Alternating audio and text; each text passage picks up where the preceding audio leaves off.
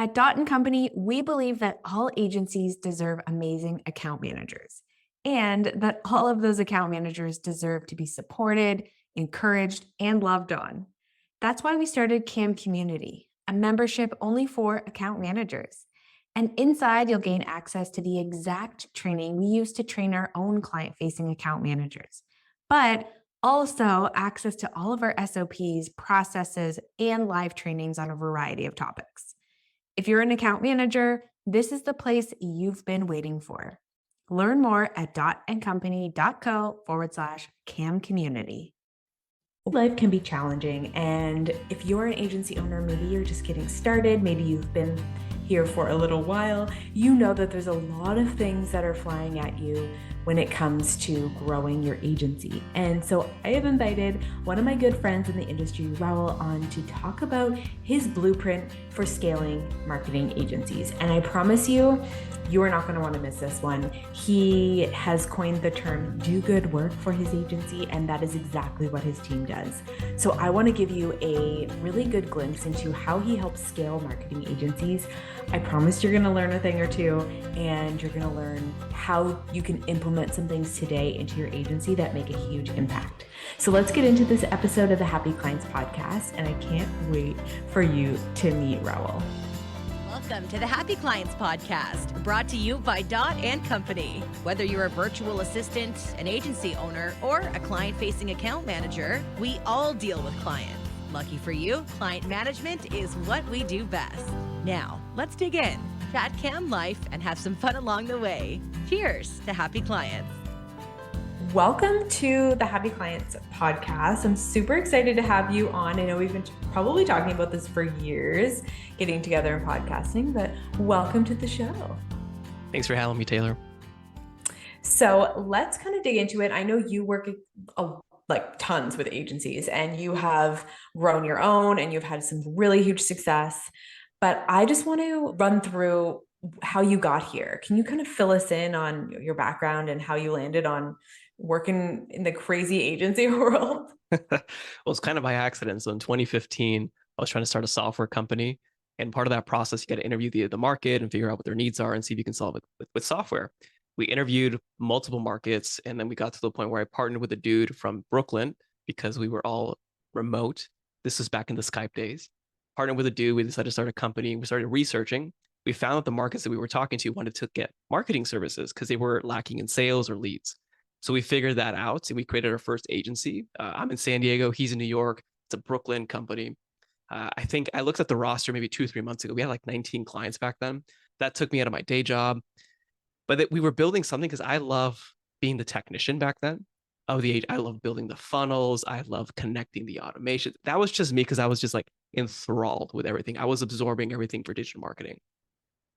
We were growing it to the point where it was having to be a business owner. I'm like, I don't want to do that. I want to still be in the weeds. I think there's a lot more that I can learn. So we decided to split ways, still friends. He actually was at the wedding 4 years ago. Crazy. It sounds 4 years ago, but he was at the wedding. And then I went to help other agencies grow online, from mergers and acquisitions to different things that were going on. But I quickly moved to leadership, in direct response, internet marketing, and then just learned from all the clients. Like, it's insane. Like, when you have one agency and you have a plethora of clients, you see what works, what doesn't work in different markets, and you start seeing trends. And I became very proficient with Facebook ads at the time. And then from there, I was helping out Jason Hornung, and then he was working with Aaron Parkinson. And with Aaron, we helped grow his agency almost 3x in a year, which was the most insane and fun time. Back in the day where we had 12 calls in a day, which I don't recommend nowadays. But from there, as we were doing that, at the end of that, a mentor of mine told me, "Hey, you got to write this down." I'm like, "Write what down?" It's like, "You got to write this experience down. Like, write a book." I'm like, "Why would I write a book about this?" So I questioned it, but I did it anyways.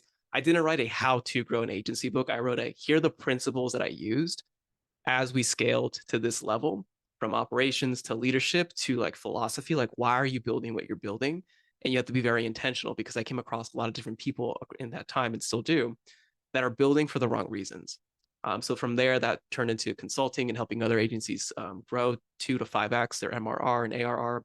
And it's been just a fun ride, ups and downs and kicks in the faces, but it's just learning and always striving to be better every day. I love it. And something that you mentioned, that you really just wanted to stay in the weeds instead of being a business owner. I feel like there are so many agency owners who are in that seat where they love, let's say, media buying, and then they end up with this big business that they're running and they're like, whoa, I just really want to be a good media buyer. And Mm-hmm. I feel like that's just so relatable because sometimes we forget, what are we doing this for? Why are we growing this agency? Is it because I love doing the actual work, or is it because I want to help more people and I want to have an impact? And kind of defining what those reasons are is really important. And I know you help agency owners with that, kind of within what you're up to. But obviously, running an agency and agency life is hard and it's challenging and it's stressful and there's ups and downs, especially when you're getting started. Yeah. So, from your experience and as you're coaching and mentoring other agency owners, what are some of the biggest roadblocks that these agencies are facing on their way to that first $1 million a year? I mean, besides the obvious sales referrals, I think the biggest real roadblock, like being in it, but then also mentoring others through it, is the fact that you're building the train tracks as the train is going and you're not slowing down. There's no reason to slow down the train. So you're actually accelerating the train. And it feels like it actually is double work because you're building the foundation for an extra 2 hours a day on top of your quote unquote day job. And that is very stressful. And it can feel like a lot if you don't see the end of the tunnel, like that there's an outcome where the train tracks will be stable. But I think that's the biggest push. I was talking to an agency owner last week. He runs a video editing company. I invited him to a call and we had a conversation, and he said this is the first time I'd thought about my agency at this level in like 3 months because he was always in the weeds. So we have to Mm. be able to, if you're still in the weeds in the day to day, client fires, supporting teams, etc., that's great. But you also have to give yourself at least minimum 2 hours. If you can't, 1 hour, but it's ideally 1 to 3 hours to be like a leader in the agency. Think strategically, think of your revenue, think of your profit, think of strategic partnerships, think of things that are going to build a train track, think of operations, SOPs, like the things that you don't want to think about, you have to think about. And you're investing those times to also either A, delegate and execute, or just build it because it is double work and it might feel like it's an imbalance of personal life and business life, depending if you're starting a family, if you have a family, you're growing a family, or if you're single, like you just have to go through that. And there's a lot of different navigations to do depending on your situation, but that's the biggest hurdle. Oh my gosh, that is like the biggest visual.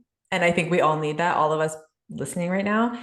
Sometimes it feels like you said, the train tracks, you're building it, and your train is coming so fast down those tracks, you don't know what needs to come next. It's like, do I keep building the tracks? Do I let the train crash? Do I just keep going? Like that visual, that feeling of like, what am I doing and feeling out of control? I Mm-hmm. think it's so relatable. And I love that you kind of articulated it that way because it's such a, I think we could all feel it when you were describing that. So I feel you. So obviously, as an agency owner, you're growing it and you're like, okay, I'm building these train tracks. I'm trying to be, at the top thinking strategically, but maybe I'm doing it all and I am, the HR, I'm the accounting, I'm the media buyer, I'm the strategist, I'm the account manager. Mm-hmm. From your experience, what is the first and second and third hire that you recommend agencies if they are looking to really take it to that next level? Depends on your competencies and your strengths. So if you look at it from a holistic, which means whole, and like a top looking down point of view, there's only real, I mean, I know this is a lot more, but there's only three real positions that matter. The people and the technicians, the specialists doing the work, the media buyers, the funnel builders, the Zap automation creators. Then there's the operator, and then there's the strategist. Typically, when you're growing, you're the strategist. And you probably don't have an operator. So if you don't have an operator, get an operator like yesterday. You need someone in there to make sure that everything is running smoothly, that the clients have what they need, that the open loops are being closed with communication, that the team knows exactly what needs to happen, that they're supporting you so that you can have some sanity back. If you already have the operator and you're lacking in technician because you're the strategist and the technician, you need to hire specialist ASAP to do the work and fulfill the work for the clients. So those are the big three. I mean, you can look at back office admin and stuff like that, but when you're growing, I would say either operator or a specialist. So important. And I like that you said, think about what you are good at, because I think, because oftentimes we're like, oh, I just need to get an operator, but maybe that's your strength. Maybe you're Mm-hmm. not as strong on strategy or technical, but maybe you really just want to hang out in the back end and just do the technical bits. Well, then you need someone to talk to your clients and you need Yeah. someone to send invoices. So outsource that. So I think that's really a good reminder that you have to think about what you're good at first, not just what the next agency book is telling you what to hire. Oh, of course. One Really. of my clients, he's proficient in Facebook ads. Like I'd hire him without hesitating. On the Google front, like you might be thinking, well, I'm the strategist. I know everything. Like, well, you do until you don't, right? So on the Google front, he's hired very proficient Google people who can literally manage client communications and execute and develop strategy because they're just so good. And he's gotten to the point where he can hire them. He doesn't have to worry about that. It just like runs. You can't say automatic, but for him, it feels like this is just running so smooth. So Mm. again, relating back and being humble enough to say, I might be really exceptional at this point, but I am not the best in the world when it comes to, TikTok ads, Google ads, or whatever the other things that you're doing for your clients. And get out of your own way, like everyone says. It might be expensive, it might feel like a risk, but if you don't get out of your own way, you're going to get in the way very quickly. And so That's the biggest finding, hesitation too, like that I find yeah. with some clients is they want to hold on to control, and this is a personal development thing. Like one of my other dudes, he's told me some things about like how he thinks and how he manages, but he's just afraid of letting go of control. And I think that's a big thing that we need to learn and understand. It's part of the risk, but being able to mitigate that risk, because there's two ways to mitigate risk. One is increase leverage. If you increase leverage, that lowers your risk. But then also looking at your risk management, like how can I also win, even if this thing fails? So reducing your probability of losses. So just looking at that through an equation helps you be safer if you're having trouble letting go, to say, okay, the probability of this actually working is higher. So I might as well just give it a shot, because the worst thing that could Mhm. happen is this. Totally. I love that. And I think what you said that we all need the reminder of is personal development. I wasn't doing this for a number of months when I was off on maternity leave, and it made such a difference on my mindset. And coming back and getting back into the personal development, prioritizing that Mm-hmm. changed everything, because coming back to the control issues, what we were talking about before we started recording was like, you can't control everything and you never will be able to. So find ways that you can mitigate risk, that you can get people in the right seats. And I read this book not too long ago that said, something done 80% that you normally would do done 80% is awesome. Like you can't expect everyone to work at 100% like you would. Let them make mistakes, let them run with it, but have that, have your hand on it so that you understand what the risk is and what's going on, but you don't need to be doing everything. And we all need to remind ourselves of that more often than I think we like. Cool. So obviously you help agencies to understand what to hire, how to get to that next level, how to get to that 1 million plus. And also talking about profit margin. So getting agencies to that ideal 30% plus profit margin. What's your secret sauce? What can you share for agencies who are kind of on this trajectory of growing and really need to get that profit margin in place? Absolutely. So it's not really a secret sauce. It's mostly just looking at numbers and working backwards. So why 30%? I think that's the minimum, to be honest with you. 35, 40% is ideal, because then you can save for taxes, for company savings. So if you have an off month or a client leaves, for team growth, like you said, 80%. If the team is working at 80%, you want to get to 90, you got to invest in their growth and education.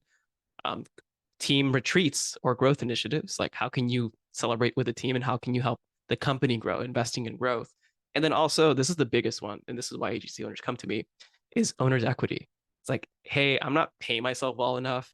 It's a mess in the back end, and I have zero clue how I'm going to pay them. And I'm making like low wages. Like, what's going on here? I'm working this hard for this much amount of money. So we have to have all. Like, it's not bake your cake and you can't eat it too. You can. All right. I look at it through, you need to know your overhead costs, the number of clients that you have, the average order value per month per client. So this is just like the average retainer. Even if you do project work, just split it up into months and have the invoices come in monthly. And then the salary of the team that works with the clients. This is a simplistic view of the formula, but you're going to be able to see, for my agency, if it's just a small group of people and you're still the strategist and you're part of overhead, your salary, like your owner, your salary and wages, not equity, is part of overhead. Then you get to see, okay, this is how much money we're making. Here's how much it's costing us. Here's how much overhead is allocated to us. Here's our profit margin. Then the variables that you control are the following: your pricing, which is determined by your positioning and the value that you create in the market. I mean, if I open up LinkedIn right now and I search digital marketing agency, I kid you not, 200 profiles look exactly the same because I've actually searched through them and saw everyone saying the same thing. So how are you different? So positioning is part of that, but then from positioning is offer creation. It's like, what are you giving the market that they don't already have and that they want that's unique so that they come to you? And then from there, that opens the door for more work. The other ways that you can influence this is through operational efficiencies. This is from your operations, from your team management, from error rates to making sure that you have prudent hiring processes. So it does become the business owner side of things. And then the third thing is like you can cut overhead costs, but I really don't recommend doing that unless you actually have bloat in your overhead. One of my clients, this was before 2020, they were in office and some of their team members wanted to go out of office and whatever. So I'm like, let's just set up a remote team because it might be cheaper for you in the long term, not because we have to do this, but it might be prudent if you want to go remote. Well, thankfully we did that before the whole world was forced to go remote. But you can think about where is my bloat in my cost structure right now? Are there things that I'm paying for that I shouldn't be paying for? Are there things that aren't necessary right now to grow? And then just consolidating that and figuring out, okay, what does my pricing need to be? What does my position need to be? What type of team structure do I need to scale? And how are my operations going to increase in cost as I increase in revenue? And then focusing on decoupling labor costs from revenue. And as you do that, you will get to at least 30%. Like it's easy to lay it out, but in practicality to go execute it, you have to do all those things together at the same time to culminate a minimum profit margin of 30%. So if you're an agency owner and you're like, this is really confusing and I don't understand anything that he just said, that is probably a sign that you need to reach out and get some help. So where can our audience learn more about your program and get involved with whatever you're up to? Because they need you. Yeah, I was hoping to make it as clear as possible, but I know it can sound complicated. The best place is just the website, dogoodwork.io. That's dogoodwork.io. That's input output. So you input good work and you output excellence. I love it. I'm obsessed with your business name too. Do good work. Like, how much better could it get? That's amazing. I love it. Well, thank you so much for coming on the Happy Clients podcast. I know for everyone listening, I learned a lot of good nuggets. If you are growing your agency, you need to reach out, get some support, and take your business to the next level. Thanks, Taylor.